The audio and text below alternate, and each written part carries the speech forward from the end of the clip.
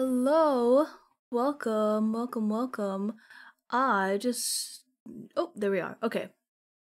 Well, good. Hello, welcome. I'm Aries. We're reading the Disabled Tyrant's Beloved Pet Fish, Vol.2. Yippee! I went out to get this book like 3 days ago. And I got a lot of other books too, but this is the one that matters right now. I didn't know that there were 2 more books of Given out recently. I was up to volume 7 and now there's 9, so I got those 2. Anyway, this is about fish and Mpreg, so we're gonna stick to that. Welcome. If you I actually don't have an intro ready. Welcome. I don't know, sit down, have a drink, have a tea, have some snacks. I don't provide snacks or tea. You're gonna have to provide them yourself, but I will be providing the reading. And this is more of a reaction reading than like a proper reading thing, because I'm not the best reader. I have weird issues all the time about everything. That explains everything. I will have to take a break about halfway through to 1, feed the dogs, 2, replenish on my tea, because my throat gets sore real fast. But that's just how it is. My tea is still hot right now. Okay, it's cooler than I expected. But yeah, welcome. Are we having a good day, night, morning, whatever? I am admittedly very tired. I had family over yesterday, and it's fine. It's fine. It's not like, well, okay, I'm not gonna get into it, but it's fine. It just takes a lot out of me every time, like physically. And now my feet hurt so much that it's like going all the way to my butt. You know how it is when like there's like a pressure point on my foot or something that's real tensed up that I need to work on or something. And it goes straight to my butt. But anyway. Hi, how you doing? Hope you're doing good. We have not switched to YouTube just yet, because I haven't figured that out yet. I didn't know there was like a waiting period before you have to go live, where you have to like request to go live or something. Okay, sure. That's a whole avenue that I'm a little kind of terrified about. But honestly, I really should move over to YouTube with these streams. It's just, I feel like it's easier for everyone, honestly. Whatever.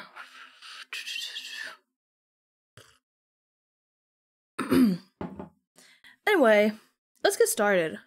I need my book. Which one is it? I forget. It's number 6. Yes! First try. First try, baby. Alright. Oh boy, I love this book. We finished the last volume last week and had perfect timing with this one coming out just that week. Or, well, just this week. So, we did miss one day, but that's okay. The first chapter is called Fish Sneezes, which I think is the perfect opening for a book such as this. Oh boy. Let me... Okay. Trying to... you know it.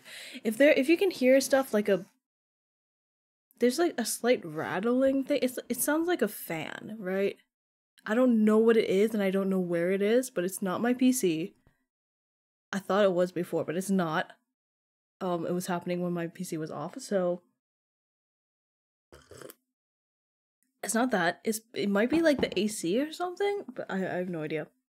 I have no idea, and it's like kind of pissing me off a little, but it's fine. It's not that big of a deal. Anyway, let's properly get started. Chapter 39 of The Disabled Tyrant's Beloved Pet Fish, Volume 2. Well, okay, it's just 39 out of all of them, so it's not like 39. It's the first chapter of Volume 2. Fish sneezes.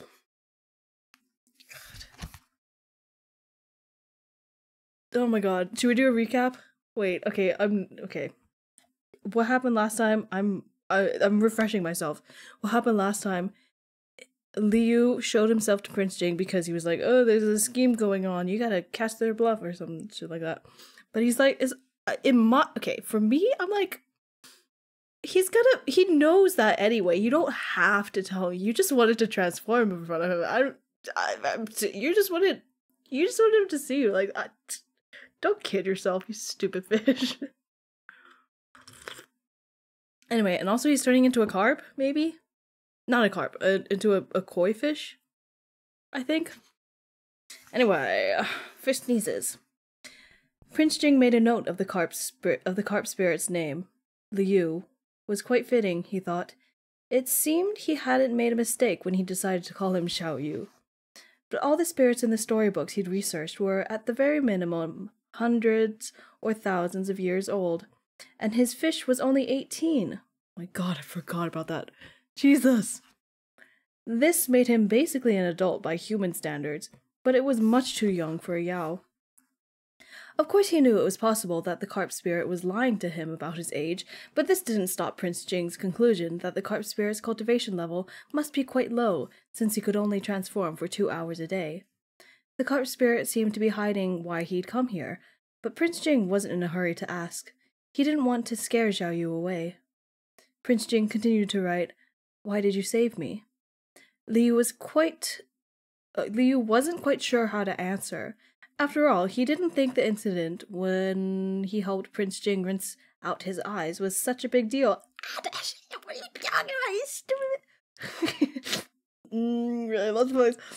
On further consideration, he decided Prince Jing must be asking about the matter regarding the House of Chang'an. Trying to be as concise as possible, he replied, "I found out the second prince's plot by a stroke of luck, and I wanted to let Yeshizi know so he could put his guard up. All I did was write a letter. Everything else that happened was thanks to the plans Your Highness and Yeshizi made, so I really don't think that counts as saving Your Highness." Prince Jing was taken aback to hear Liu answer the wrong question, but he didn't bother correcting him. If Xiao Yu wouldn't even take credit for something as important as saving Ge Qinghuan, then there was no use mentioning cleaning his eyes either. Sorry, I haven't really warmed up my reading voice.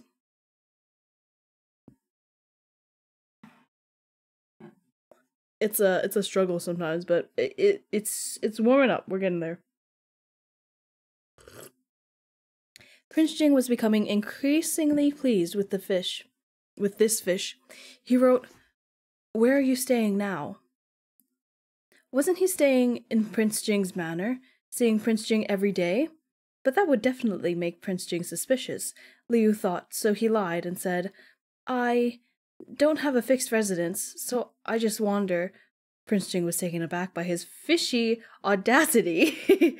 He wanted badly to expose his secret. Unfortunately, a bunch of people, including the emperor and his concubines, were outside the warm chamber, so he couldn't reveal his hand at such a critical moment. It wasn't just that he couldn't expose Liu, he also had to do everything he could to protect him. It would be best to take this little lying humanoid fish back to his manor and stamp him with his steel.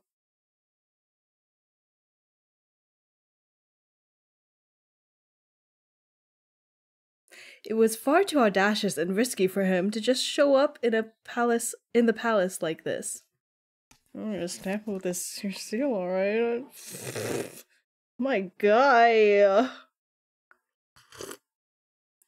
Jesus. Possessive much? We love it. Since you have nowhere to stay, come to my manor, Prince Jing wrote. Liu was startled. He couldn't believe that Prince Jing was willing to give him, a stranger with no identity, a place to stay. You'd really take me in? Liu had to confirm it. But why? We've only met a few times. Prince Jing's expression was serious as he wrote, You've saved me before, as well as the House of Chang'an. I trust you. It's already off to such a good start. Oh, I love it. It's so yummy. This was too good to be true. The issue of his suspicious human self was solved just like that. But if I come to the manor, I'm very busy, so I must not have much time to... I'm very busy, so I may not have much time to do things for you. Bro? Leo looked a bit troubled. It would be great if he could exist as a resident of Prince Jing's manor, since then he'd be able to walk around freely. But if that happened, he'd have to actually help Prince Jing out. He couldn't just freeload. However, with his 2-hour transformation limit, the most he could do was sweep the yard. Surely Prince Jing's manor had plenty of those sorts of servants already. But no one knew this fish's daily life better than Prince Jing. All he did every day was eat and drink his fill, and occasionally accompany the prince while he was reading or drawing. Most of the time he just blew bubbles, swam around, or slept under his water plant quilt. Water plant quilt? Prince Jing wasn't sure if this fish, who had barely gotten any chances to suck essence recently, was actually busy or just pretending to be busy. He felt a little disgruntled. In any case, there was no way he could have the fish clean the yard. Prince Jing wrote, Don't worry too much. You can stay in the manor if you just do one thing. What is it? Liu asked expectantly. I have a fish. When I'm not around, help me take care of him. Liu gaped at Prince Jing like, well, a fish. Hate it. I hate this book. Prince Jing, afraid he wouldn't understand, pointed toward the crystal bottle. When they'd sat down earlier, Liu purposefully blocked the bottle with his body so that Prince Jing wouldn't realize the fish inside was gone. But it seemed that Prince Jing really hadn't noticed, or else he wouldn't point at it for him to look at. So Prince Jing wanted him to take care of his fish? Liu hastily nodded in agreement. Of course he'd accept such a generous offer. He didn't know how to do much, but taking care of himself was right up his alley. All right, I can do that. I can help your highness take care of your fish. As they were talking, there was a knock on the door. Prince Jing glanced at Liu, who quickly covered his mouth. Outside, Wang Ji said, Your Highness, the Emperor has started asking after you. Prince Jing had come to this warm chamber in the side hall with the excuse that he needed to change. He couldn't spend hours in here. Prince Jing looked at Liu again and wrote, Watch my fish for me here. Someone will guard the room, so don't worry. He patted Liu gently on the shoulder. Your Highness. A warm current flooded through Liu's heart, leaving him so touched that he sniffled a bit. Prince Jing had solved all the problems that plagued him, and even told him not to worry. Since it was Prince Jing's promise, he truly believed it. No wonder he was so happy when Prince Jing said he'd take him in. Staying close to his tyrant master was what made him feel most at peace. Prince Jing walked out of the warm chamber and ordered Wang Ji to keep guarding the room for him. Nobody was to enter or to leave. Wang Ji didn't quite understand it, but he did as he was told. Sorry, my brain's still, not registering that I'm, supposed to be reading right now. If that makes sense.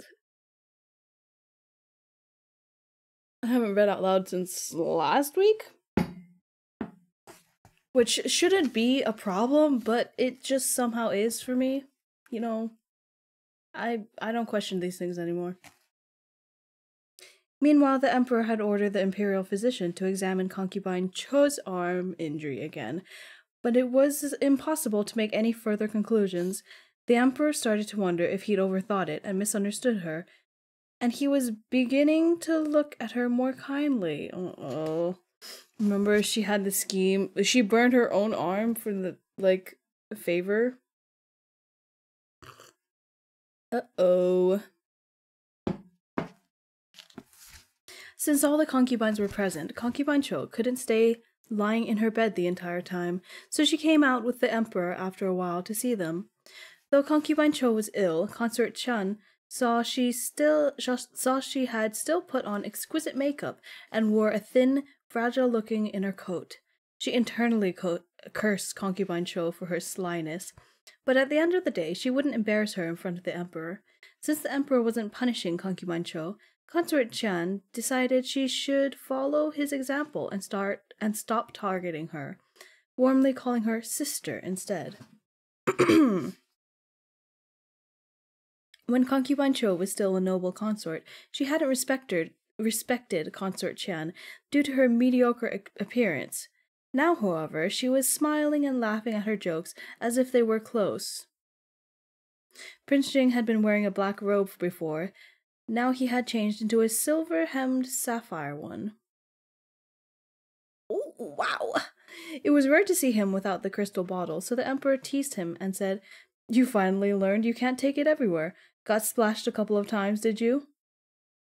Wang Ji had been tasked with guarding the warm chamber, so he couldn't accompany Prince Jing. For all that Prince Jing wanted to change the subject somehow, it wasn't easy to make the emperor understand his thoughts without his usual interpreter. Instead, he simply stayed silent and let the emperor misunderstand.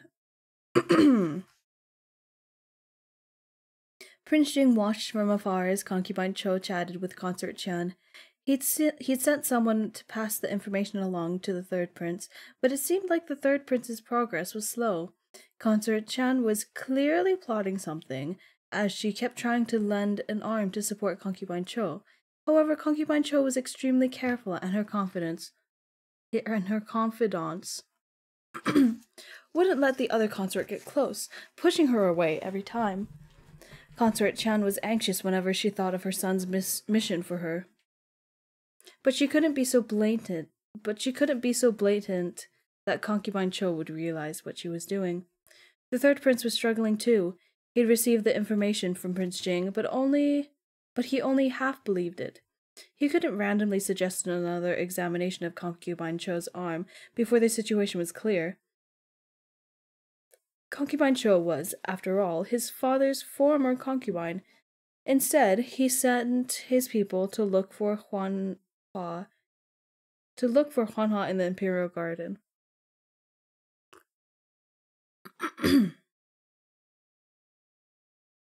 The sixth prince had the same idea and signaled to him to wait for more news.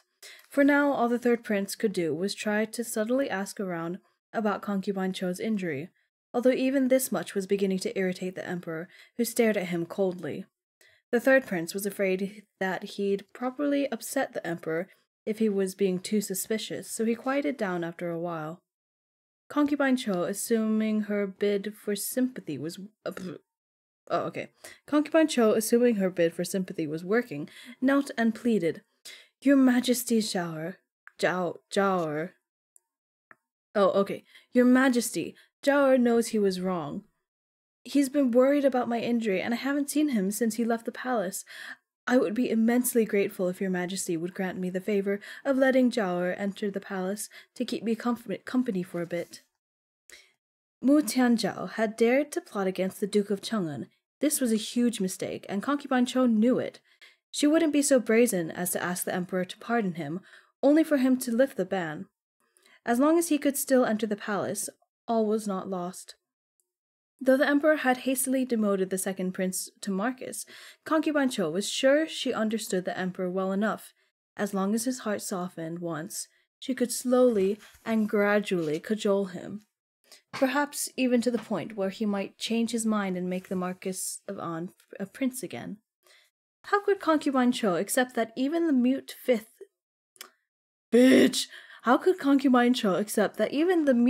prince could hold the title of prince, while Mu Tianzhao languished as a marquis? Her Jiaoer was the emperor's eldest son.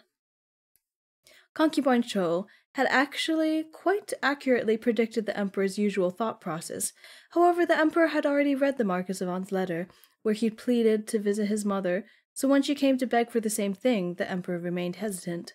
Concubine Cho had been hurt in the fire. Did that mean she deserved an award? Why were they both asking for a favor? The Emperor told her mildly, "Recover from your injuries first. There is no need to speak of anything else." Concubine Cho was shocked that the Emperor didn't relent. Even though she wanted to say a lot more, she didn't dare. Ah, right. The Emperor really didn't want to talk about the Marquis of An anymore, so he changed the subject. "You've seen Prince Jing's fish before, correct?" "Fish?" At the sound of this word, embarrassing memories flooded into Concubine Cho's mind. She'd briefly forgotten the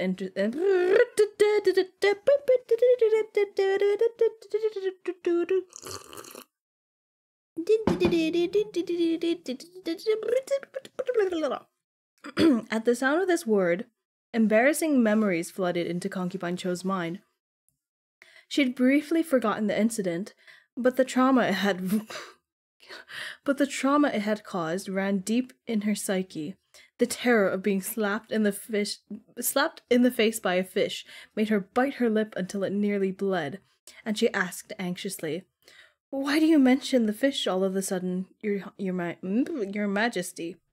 The Emperor chuckled. "That fish is no normal fish. It has grown golden scales. I believe it is an auspicious sign. You should come take a look too." A fire in Zhongtui Palace was, after all, far from auspicious. The Emperor considered Prince Jing's fish a good omen, and though he remembered that Concubine Cho didn't seem to like the fish, he hoped she would stop driving herself into a corner. Wouldn't it be better to make up with Prince Jing than to keep trying to cling onto the Marquis of An? It could also wash away Concubine Cho's bad luck.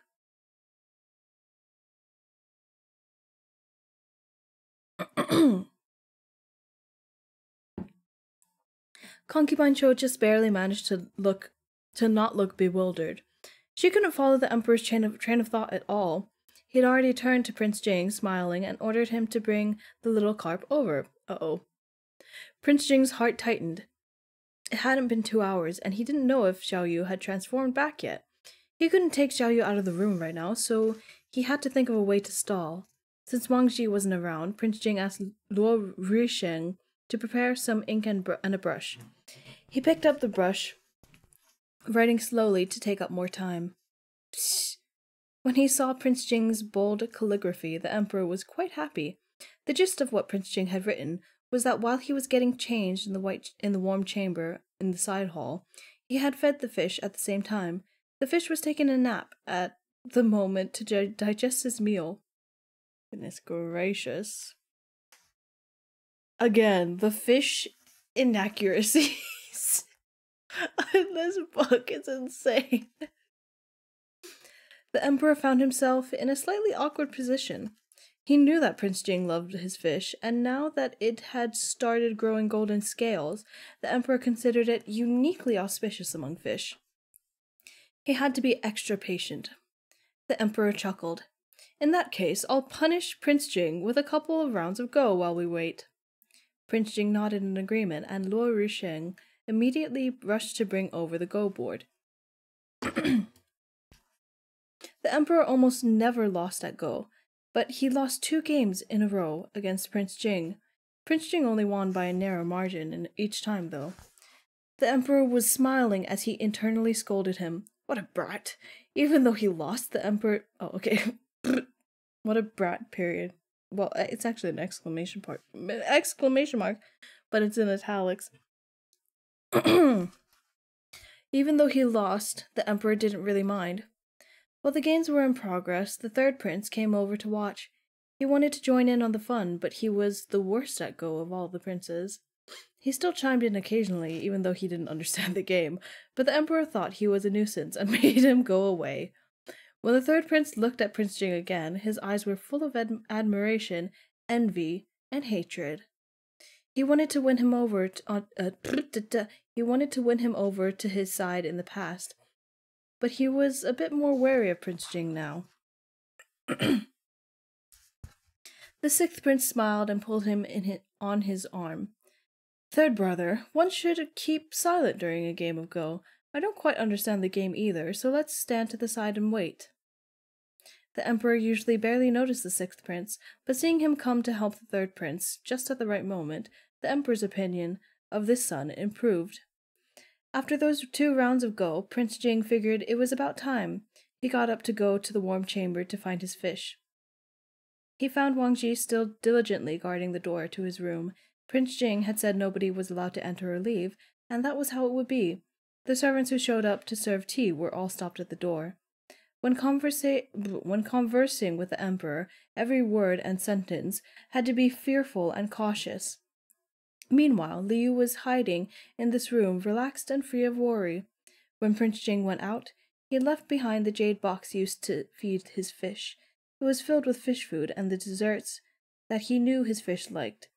Liu just held the jade box in his lap and ate out of it directly when he waited for his 2 hours to be up. It was very reassuring to know Prince Jing was outside, so much so that it felt as if time passed more quickly. When the system began its countdown, he closed the jade box and waited next to the fish tank. Liu had just jumped back into his crystal bottle when Prince Jing came back into the room. Sorry,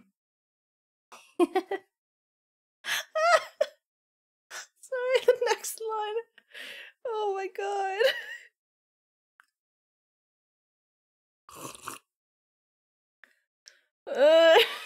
Stupid. Oh, master, Liu flicked his tail. Your fish fed himself just like he was supposed to.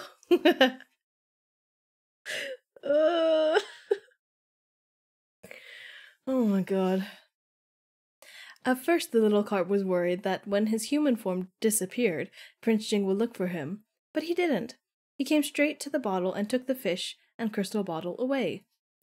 Your Highness, the person who was in the room just now, Wang Ji wanted to ask where the male concubine had gone, since he kept appearing and disappearing suddenly. Prince Jing glanced at him. He left already. Wang Gonggong was utterly and completely confused, but the little carp whom Prince Jing always carried around with him felt his anxious heart settle back down. It seemed Prince Jing was already used to him disappearing all the time. Oh, he's so stupid.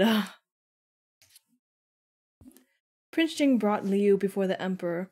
The little carp was quite surprised when he saw concubine Cho. Why was the noble consort still here? Had nobody slapped her in the face yet? Or had the plot that he knew changed yet again? The emperor asked Prince Jing to bring the fish closer, and asked concubine Cho to come closer as well. Her body was stiff, and she stared uncomfortably at the fish in the crystal bottle, her eyes almost bulging out of her head. Although the fish's stomach and tail had golden scales on them now, she was sure that this was the fish that had slapped her in the face before. She would recognize this damned fish, even if he turned into fish bones and fish ash. But here she was, with the emperor asking her to take a good look at the fish. Concubine Cho was entirely unwilling, but she couldn't disobey the emperor, especially when it was clear from his words and actions that he really valued this fish. Concubine Cho forced herself to get closer, retching her trembling lips into a painstaking smile. She wanted to say something to praise the fish, but she had cussed the fish out 10,000 times in private, so when she suddenly faced with the need to praise him, she froze up. Oh boy. Liu trembled in fright at Concubine Cho's rictus grin, and then he noted the scent of cypress. Huh? Was the noble consort still using her old tricks? Why hadn't the sixth and third princes done anything yet? Liu furtively glanced at the third prince. Furtively? I think that's how you pronounce it. He looked extremely resentful, as if he wanted to throw himself in front of the fish. Liu suddenly understood. Was it just that the third prince was useless and couldn't find the right time to expose her? That was no good. Perhaps Liu really was fated to confront the noble consort himself. Now was the time for him to make his move. Uh-oh. Concubine Cho is gonna be traumatized again. By the same guy. The same fucking fish.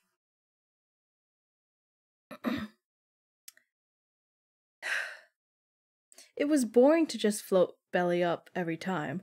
Liu smiled naughtily. This time, he'd try something else. Concubine Cho stared at the fish without blinking. Suddenly, she had a bad feeling that the fish was going to try something devious again.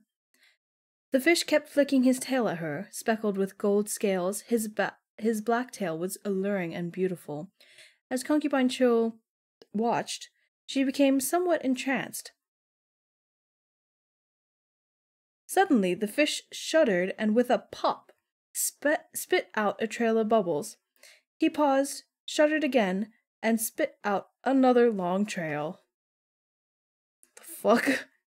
Concubine Cho honestly had no idea what to think of this. You and me both, bitch. When the fish spit out the first set of bubbles, the Emperor and Prince Jing were close enough to see it. The Emperor was surprised. Tianqi, what's wrong with the fish? Prince Jing knew that the carp spirit was up to something again, so of course he'd support him. With a dark expression on his face, he shot a pointed glance at Wang Ji, who had finally arrived. Wang Gonggong immediately spoke for His Highness.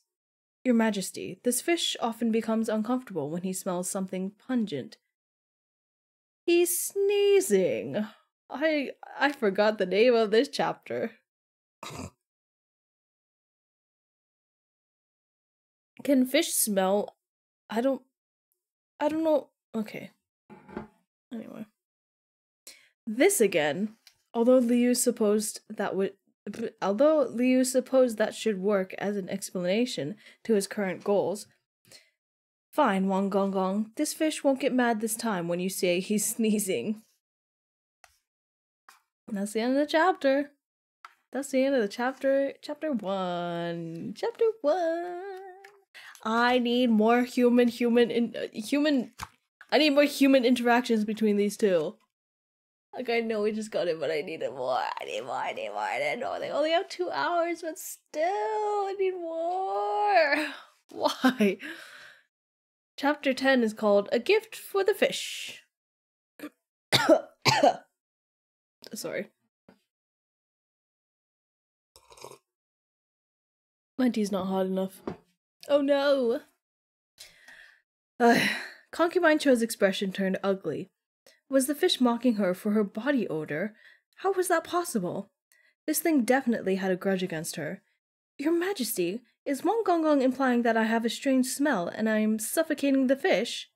The third prince, Mu Tianming, who had been waiting for this moment, exchanged glances with Consort Chan. Sister Cho, why are you acting so nervous? Said Consort Chan, taking the hint. The fish was fine with His Highness. What is it about you that's making it so uncomfortable? Unlike Wang Ji, Consort Chan couldn't just outright say that the fish was sneezing. She had never heard of such a thing before, so she addressed the matter a little more tactfully. Perhaps it really smelled something odd. You've just been injured. Let's have the Imperial physician take another look at it. It's best to be careful, in case the injury has worsened somehow.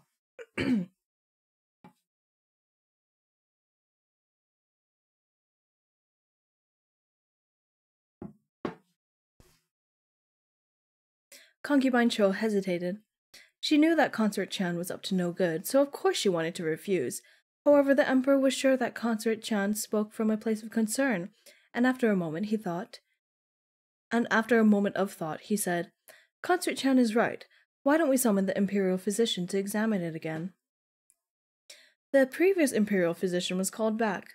Mu Tianming made sure to remind him, You must carefully examine Concubine Cho's injury for any changes, especially if there's a peculiar scent. The Imperial physician agreed and examined her even more carefully than he had the previous times. Concubine Cho was panicking, but she had no idea what could possibly be wrong with her injury. Every time she had examined her wound before, the imperial physician had just told Concubine Cho to rest, but this time he knelt and begged for forgiveness. He told the emperor that while her injury was fine, the scent of cypress wood could be smelt on it, and that before he had only observed the injury itself and had failed to notice this. The scent of cypress. The emperor didn't understand what this could mean at first, except that Prince Jing's fish really could notice unusual scents. The emperor's fish approval rating increased once again. The sixth prince was usually restrained and pleasant, but something suddenly occurred to him. Father, I don't recall that there are any cypress trees in Concubine Cho's residence. Zhongshui Palace. The injury on her arm. The emperor came to a jolting realization. He rounded on Concubine Cho. Did you lie to me? He said sternly. Tell me, where were you actually injured? When the imperial physician had mentioned Cyprus, Concubine Cho's legs began to tremble. Now, in the face of the emperor's glare, her mind went blank and she collapsed to her knees, quivering. How was she going to explain why her injury was stained with the scent of cypress trees that didn't grow in Zhongshui Palace? A servant rushed in hurriedly and whispered something to Mu Tianming. The third prince's eyes lit up, and he immediately stood to say, Father, I have news regarding the fire in Zhongshui Palace. I heard that Huanhua, a servant in Zhongshui Palace, has disappeared. My guards just found a female corpse in the imperial garden, and after investigation, we've determined that the corpse is Huanhua. That's pretty fucked.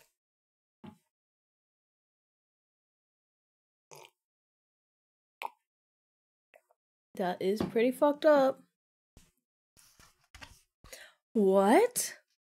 The little carp thought palace politics were boring, so he was playing the rubbing finger game with Prince Jing and having a great time. When he heard the news, he was shocked. Huanhua was a minor character who didn't die in the novel. How come she was dead now? No wonder it took so long for the third prince to make any progress, and he'd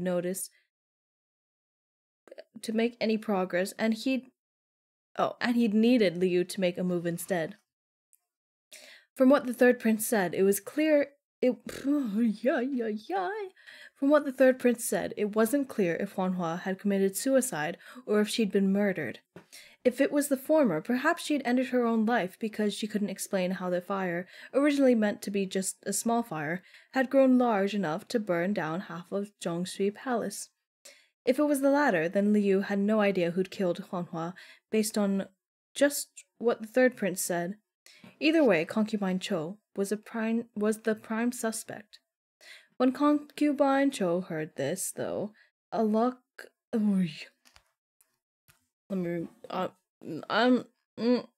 just bear with me for a minute. This might be a little bit of a shorter stream because my throat's already starting to get uncomfortable, to say the least. It does this thing where it sends me like a stabbing pain signal sometimes.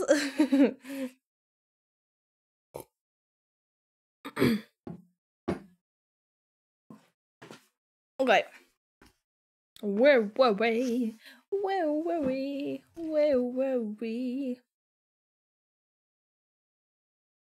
When Concubine Cho heard this, though, a look of surprise flashed across her face.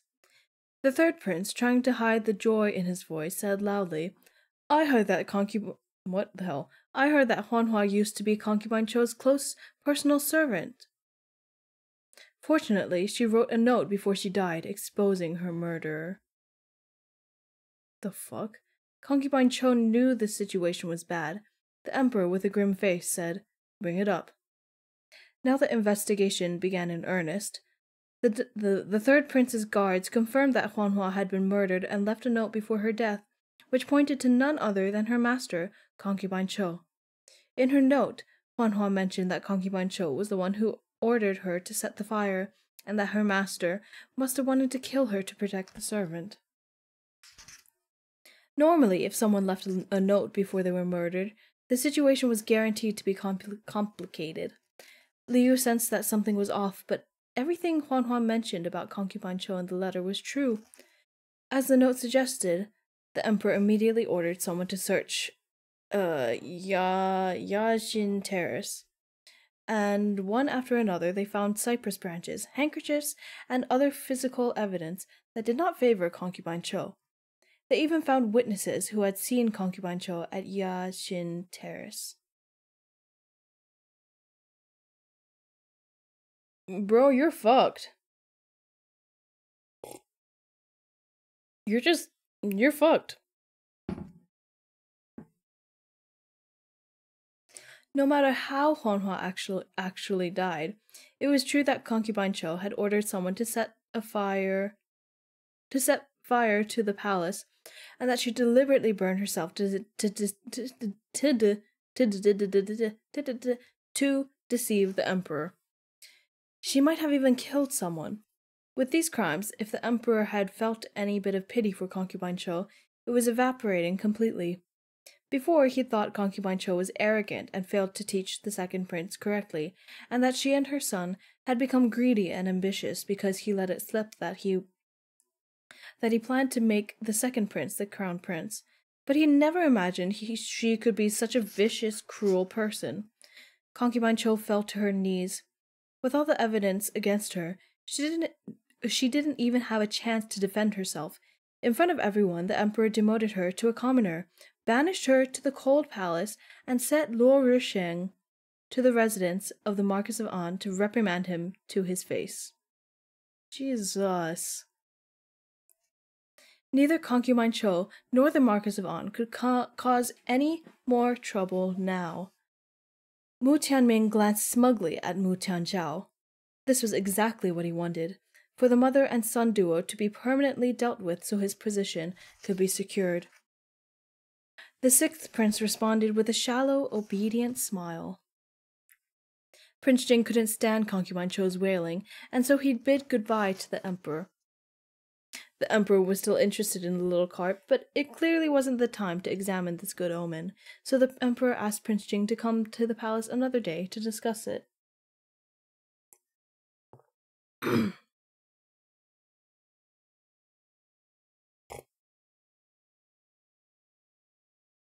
As Prince Jing left, the sixth prince kept his gaze fixed on him, as though deep in thought. Prince Jing noticed this gaze and also noticed that the sixth prince kept one arm down, his hand hidden in his sleeve. He hadn't taken his hand out of his sleeve the whole time. Silently, Prince Jing raised an eyebrow. Mu Tianzhao smiled, and both hands were revealed as he clasped them together to bow at Prince Jing. "Fifth brother," he said gently, "take care." Seeing nothing wrong with his hands, Prince Jing nodded at him politely in turn.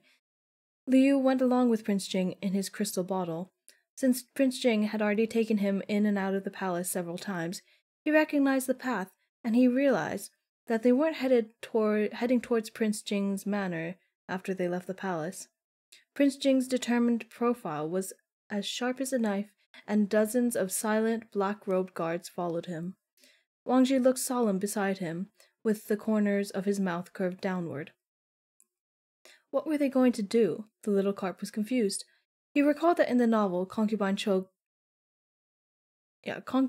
getting slapped in the face was mainly a plot point to showcase the showdown between the third prince and the second prince.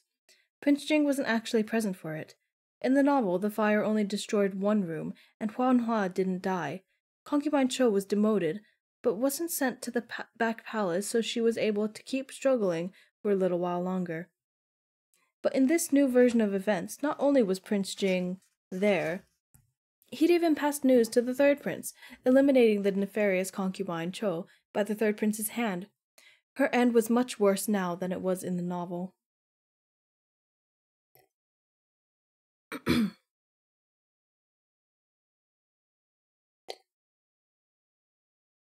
On the surface, it seemed like the third prince and the sixth prince had won this bout, but the true winner was Prince Jing. Liu suddenly thought of Huanhua's death and started panicking. If she didn't commit suicide, then who killed her? The little carps glanced sneakily at Prince Jing. Why did Prince Jing have a murderous aura about him again? Could it be that he was the one who'd secretly killed Huanhua? He soon discovered the answer on his own. Prince Jing walked, traveling late into the night, carrying the crystal bottle with him as he took many twists and turns. At last he stopped in front of a residence and waved his hand. The black-robed guards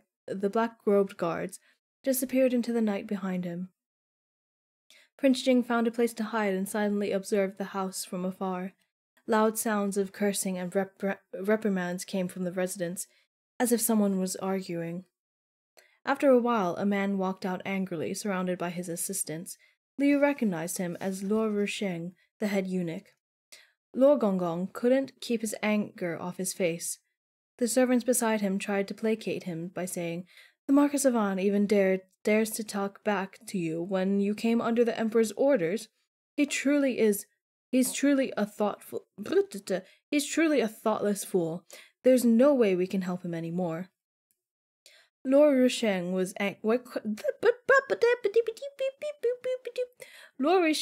was quite angry, but he thought it was inappropriate for a follower of his to say something like that so bluntly.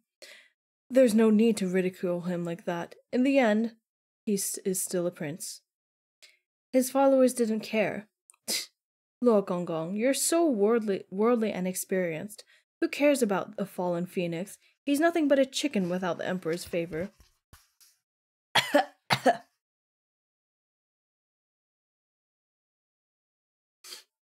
Okay, I'm sorry. I need to replenish my tea now.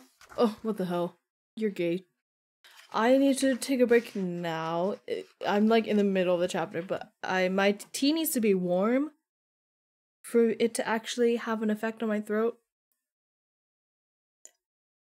And my throat feels like it's bleeding, quite frankly, right now. So I'm just gonna take a break right now.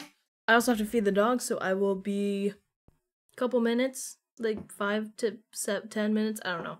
We'll see. Don't uppercase D colon me. Is that a colon or a semicolon? What's it? Semicolon is the one with the comma one, right? Yeah, okay. Okay, I'll be right back. My mouse isn't existing. Where is my mouse? Please. Okay, I'll be right back.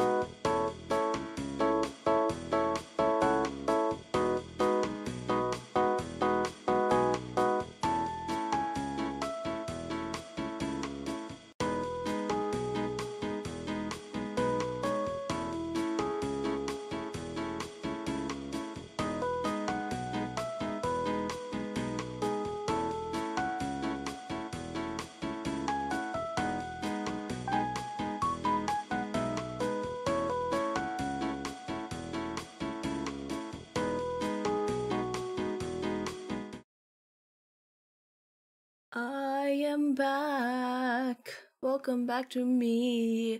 Sorry that took so long. My dog is all doped up on drugs because he got like 6 of his teeth removed yesterday. Yesterday.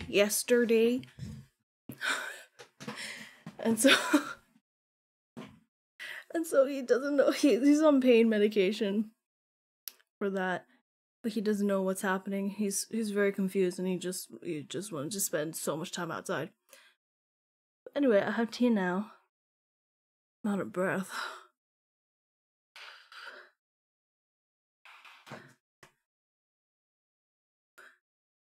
It's kind of warm, if I do say so myself.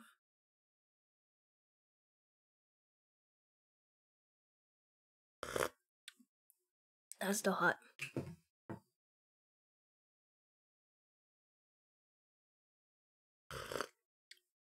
We might only be able to get through 2 chapters today.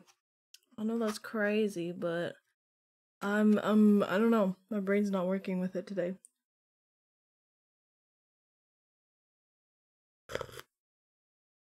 Oh boy, I'm warm. I'm overheating. I gotta take my hoodie off. Jeez, we don't want to overheat in summer.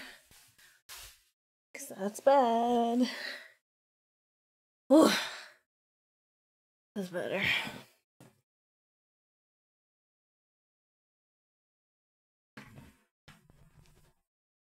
Alright, fish Empreg, let's go. I really hope he gets Empregged. I so hope. I think there's like 4 books so far, but only, 2 are translated into English so far. I'm not sure if that's like where it ends or if it's gonna continue, but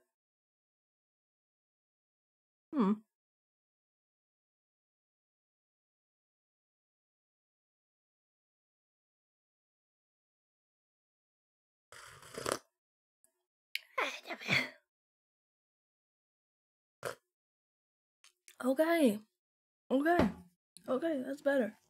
That's better. Where were we?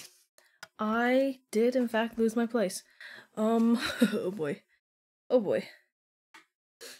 Okay. That was true. Laura Risheng. Wait, what is this? Who cares about Fallen Phoenix? There's nothing but chicken unless I'm her favorite. Okay, right. That was true. Laura Risheng laughed in cold contempt and didn't say anything else. So this was where the Marquis of An lived, Liu realized. The Emperor had just ordered head eunuch Luo Risheng to reprimand him, which is why Luo Gonggong was here. Luo Gonggong and his assistants soon disappeared into the distance. Oh, shut up! Sorry, I hate that rhymed. I hate that rhymed so much. Once they'd left, Prince Jing ordered the black-robed guards to surround... I'm sorry, I don't know why I got so angry with that. It pissed me off a little bit. I don't have an explanation. It's like... I can't explain it. Once they'd left, Prince Jing ordered his black-robed guards to surround the residence. He wrapped the chain of the crystal bottle tightly around his hand a few times, held it firmly, took a breath, and jumped onto the roof. Liu was startled, unprepared to suddenly become a flying fish. His tyrant master actually took his pet fish with him up to crouch on the Marquis of An's roof. He tried to look around, but it was too dark to see very much. He didn't know what Prince Jing was going to do, but it wasn't as if he could get out of the crystal bottle. So he had to accompany Prince Jing, curious as to what might happen next. Prince Jing kept holding the Prince Jing kept holding the crystal bottle tightly with one hand, as he gently uncovered a roof tile with the other. Dim candlelight from the house shone outward immediately. The little carp quickly swam closer. Was Prince Jing here to get a look at the Marquis of An at his lowest? He wanted to see too! Whether it was intentional or not, Prince Jing moved out of Liu's way. The little carp, who had just been swimming around wildly to try to get a better angle, stopped. he could finally see what was going on inside the house. The Marquis of An had been locked in his room for a long time. The floor was covered with a great variety of broken porcelain and tiles. There were no intact ornaments left. Mu Tianzhao sat in a red sandalwood chair, clutching his head in despair. That rhymed too. Ever since he was banned from leaving the residence, he hadn't seen the emperor again. Now there was news that Concubine Cho had been banished to the cold palace, and the emperor had even sent Luo Rusheng just to scold him. Mu Tianzhao was born a prince. He'd never suffered like this before. His anger boiled up until he couldn't contain it anymore, and he'd argued with Luo Gonggong. Unfortunately, it was too late to regret it now. My tongue is a little burnt.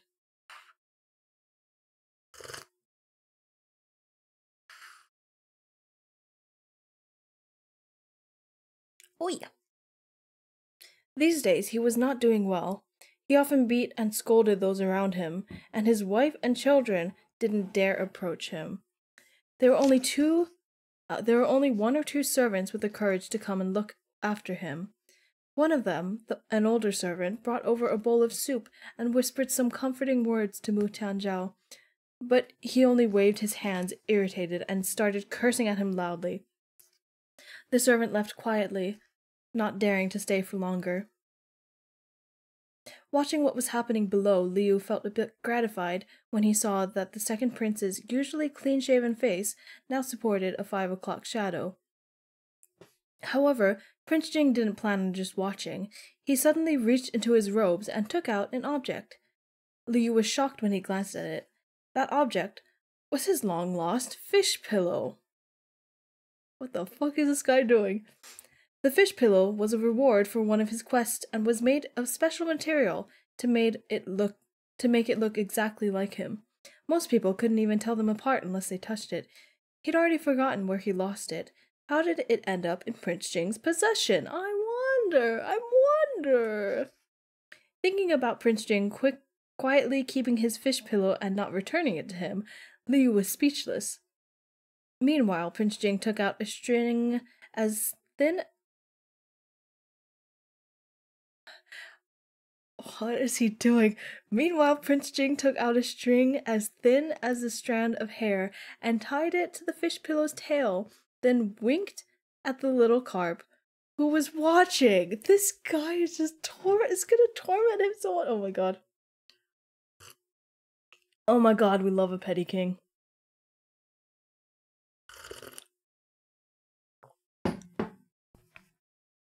The mischievous smile in Prince Jing's eyes clearly said he was about to pull off something fun, and Liu was just wondering what he was going to do when Prince Jing tossed the fish pillow into the room, keeping hold of the thin string.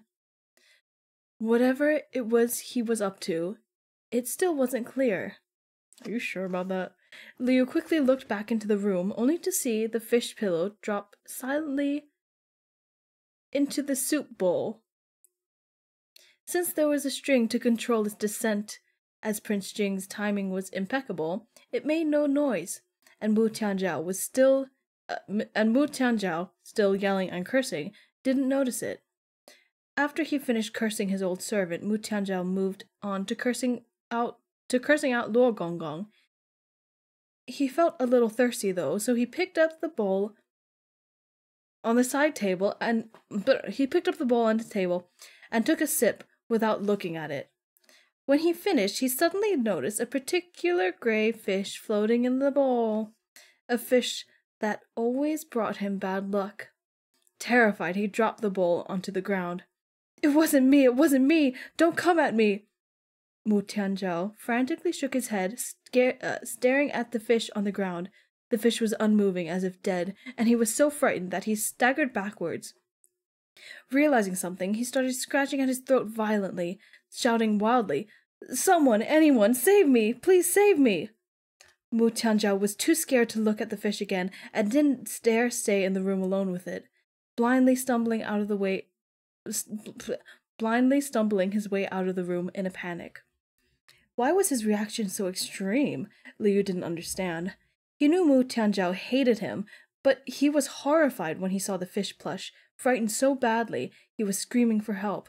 This was way too dramatic. What was the fish what was the fish going to bite him? What? Unless a light bulb went off in Liu's head. Turn it out, turn it out, turn it off, turn it out. Liu, no, don't do this. Looking at Mu Tianzhao's weird actions, was he the one who poisoned the fish food and almost killed Zhongfeng when Zhongfeng nearly ate it? So as soon as he saw the fish pillow, the Marquis of On thought it was a dead poisoned fish coming back for revenge, and even thought that the soup he drank was poisoned. Karma, bitch. The Marquis of On was out of the loop. He didn't know that the carp meant for food was still alive and well. Liu finally understood what the Marquis of On was thinking, and also figured out why Prince Jing carried him up to the roof of the Marquis of On's residence to let the fish pillow down. He took a deep breath. If the Marquis of On wanted to harm the fish, then Prince Jing was probably getting revenge on his behalf. The little carp looked at the Marquis of On, who was yelling crazily down below, and then at the quiet Prince Jing next to him, and suddenly wanted to nuzzle his master. 'Cause you do this. All you do, you stupid fish. What a considerate and thoughtful fish owner. There was no way Prince Jing was the one who killed Huanhua. Prince Jing could easily deal with the second prince himself. There was no need to go and murder a palace servant who didn't need to die in the first place. While the Marquis of On was hysterically running around, Prince Jing took the opportunity to reel in the fish pillow and put it away. Then he firmly grasped the crystal bottle and came back down from the roof.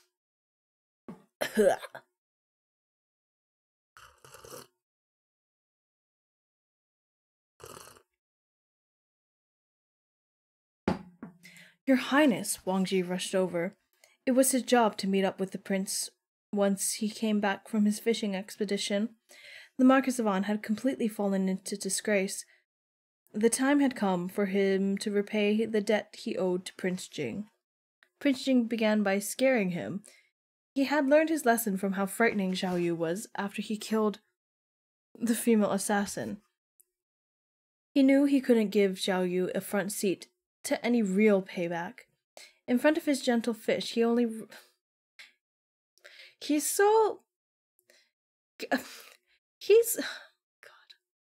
In front of his gentle fish, his only retribution against the Marquis of On would be a good scare, and hopefully this would be enough to make Xiao Yu feel justice had been served. Oh my god, he's cooked.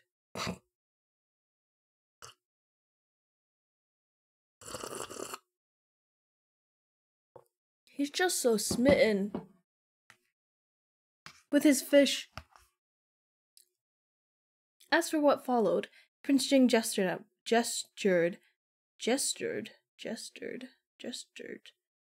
Why do we say that word like that?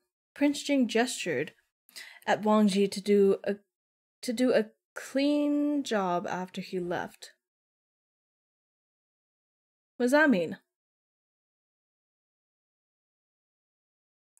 After Wang Ji had received the order, Prince Jing took his fish back to the manor. When Wang Ji felt his master was far enough away, he ordered the black-robed guards surrounding the area to make the move. Chaos descended the next day in the Marquis of On's residence. Apparently, after he was reprimanded by the Emperor, he was in a terrible mood and drank to relieve his anger. After he got drunk, he wandered around by himself and accidentally fell into his own pond. And when the servant finally found him and fished him out, he was already breathing out more than he was breathing in. Huh? The Emperor was furious, as the Marquis of On clearly did this because he was upset with the Emperor. Since he was still a prince, though, the emperor had the imperial physician treat him. The imperial physician was skilled, and the Marquis of An regained consciousness, but when he awoke, he seemed quite insane. Once in a while, he would alternately mutter, "It wasn't me," or "It was me." Nobody could understand him. The emperor was thoroughly disappointed with his son and ordered him locked up in his manor so he wouldn't go out and frighten others. Though with concubine Cho banished to the cold palace, nobody would dare be so thoughtless as to mention the Marquis of An in front of the emperor. Eee! Sorry, there's an illustration on the next page. Fishy, fishy, fishy, fishy, fishy.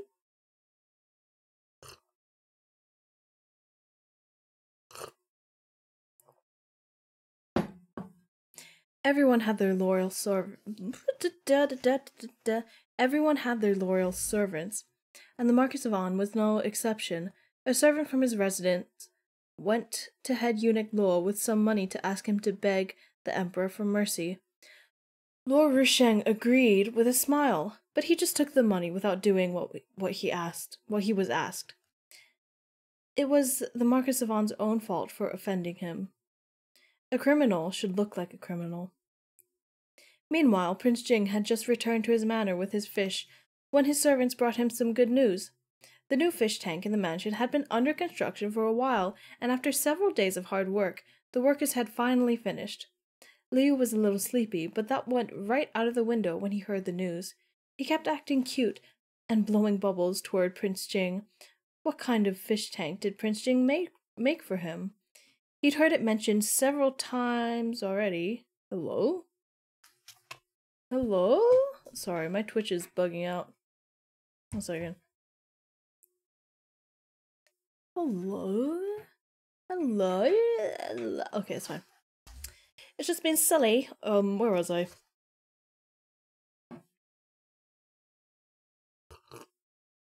He'd heard it mentioned several times already. He really couldn't wait. When the carp spirit flicked his tail now, Prince Jing knew exactly what he wanted. With his new awareness, he wasn't particularly in a rush to release him from the crystal bottle, and instead took him personally to see the new fish tank. The barricades that originally surrounded the construction area in Prince Jing's manor were moved away, revealing what was hidden beneath. Liu made a little surprised fish noise, utterly taken aback. He wouldn't have realized it. He wouldn't have realized if it wasn't shown to him directly, but all the ponds around the courtyard had been dug out and connected. If there wasn't a pond there, a pond was made, and it formed a huge fish tank that was nearly as large as the entire manor. No, it couldn't be called a fish tank. The word pond was more appropriate. The fish pond was filled with clear, gurgling water. A small water wheel was built next to it, and there were guards every 10 steps around its circumference to stop people from approaching. Liu stared at his new fish tank, slightly stunned. It almost seemed endless. The rims of his eyes felt warm. Was all this just for him? He did grow larger, but Prince Jing had given him such a huge new fish tank. Sob, sob, sob. He was so moved.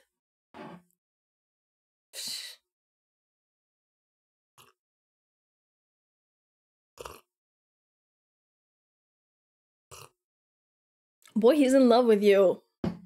Boy, he's in love with you. Prince Jing bent over and tilted the crystal bottle over to let the little carp swim into the new fish tank.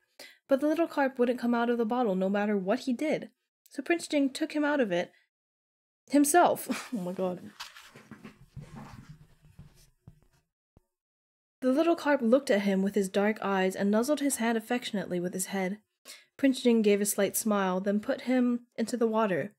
This was his gift to Zhao Yu, and he hoped the little fish would like it.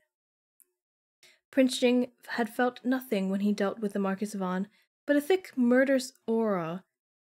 What the fuck? But the thick oh my god. But the thick murderous aura he'd given off then was gone now. In its place was a slightly bashful Mien? Mien? M-I-E-N. What does that mean? What does that mean? What does that mean? Tell me what it means. What does it mean? What does it mean? What does it mean? What does it mean? Mayan? Mian? Mayan? Mian? Mian? Maya? Maya? Maya? Maya? Maya? We're gonna have to figure that out later, I guess. I'm on the wrong page.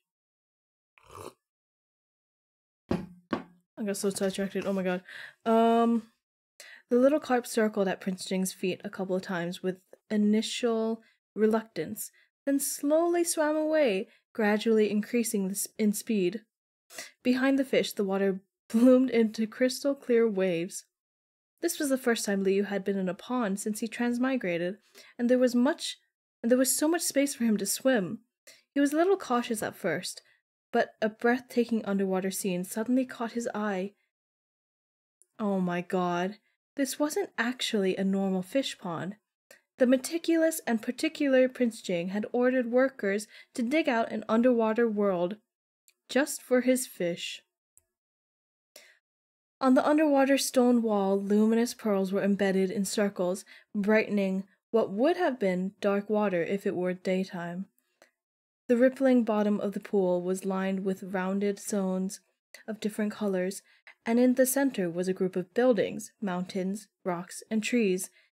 They were carved from jade and scaled down from the real landscape.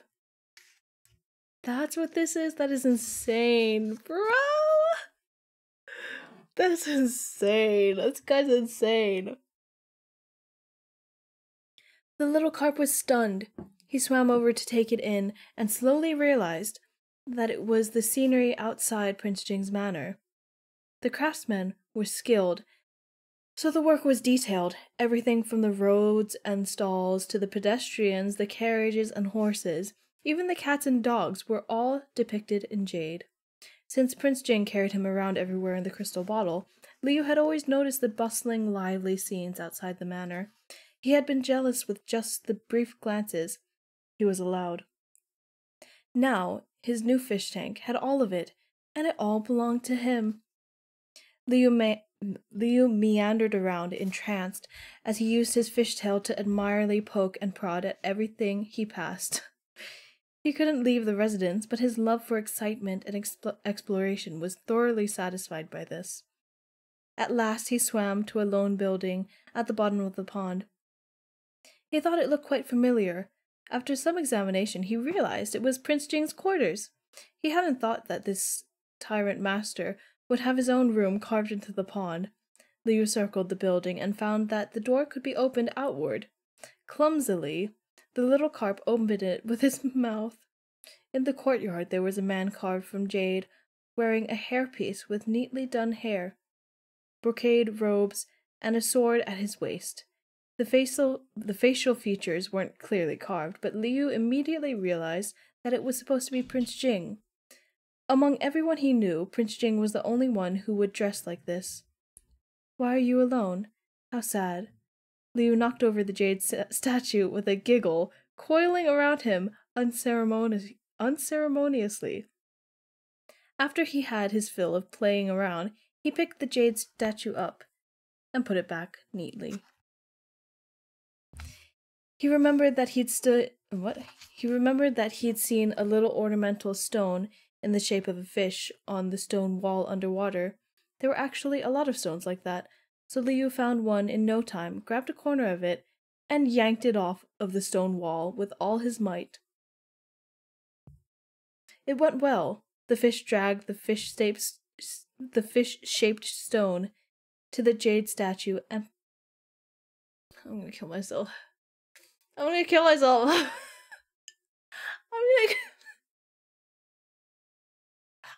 can't do this. I can't do it. The fish dragged the fish-shaped stone to the jade statue and placed it right next to it, then closed the door. Done. The tyrant master wasn't alone anymore.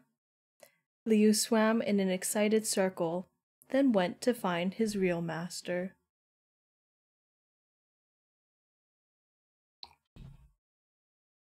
What a baby. Oh my god. That's the end of the chapter. That's the end of the chapter. That's... It's so... I just... They're so... You know? You know how they're just so... They're both so fucking smitten for each other, and they won't just accept... How long is it gonna take for these two to get together? Because I swear to god, it's...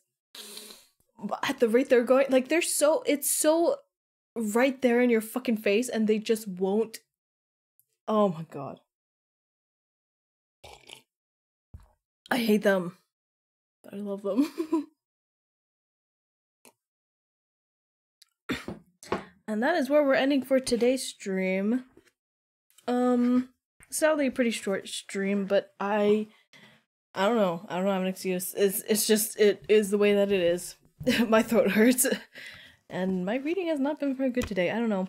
I am, like, in pain, so that could attribute to, reading difficulties. But yeah, that was so stupid and I love it! The next chapter is called The Fish is Not for Sale. We went from fish selling himself to fish is not for sale. We did it. We did it. My god. Ugh. Ugh. Stupid. So stupid. Anyway, I'll see you on Monday to resume our regular streaming schedule for now. I'll see you back on Monday, to read again. We're gonna be doing more reading. It's gonna be great, hopefully. Hopefully I can actually read by then. But I'll see you then. Thanks for hanging out, thanks for watching, and, like, comment, subscribe, bye! Okay, what's up, everybody? No, I'll see you on Monday.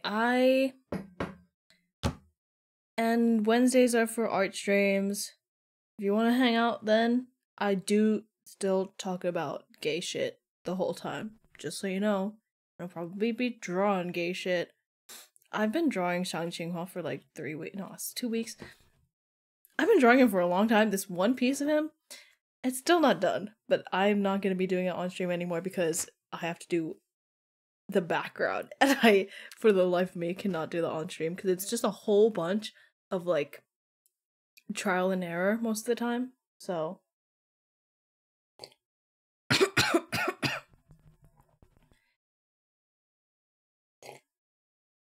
anyway, yeah, thanks for watching, thanks for hanging out. I will see you on Monday.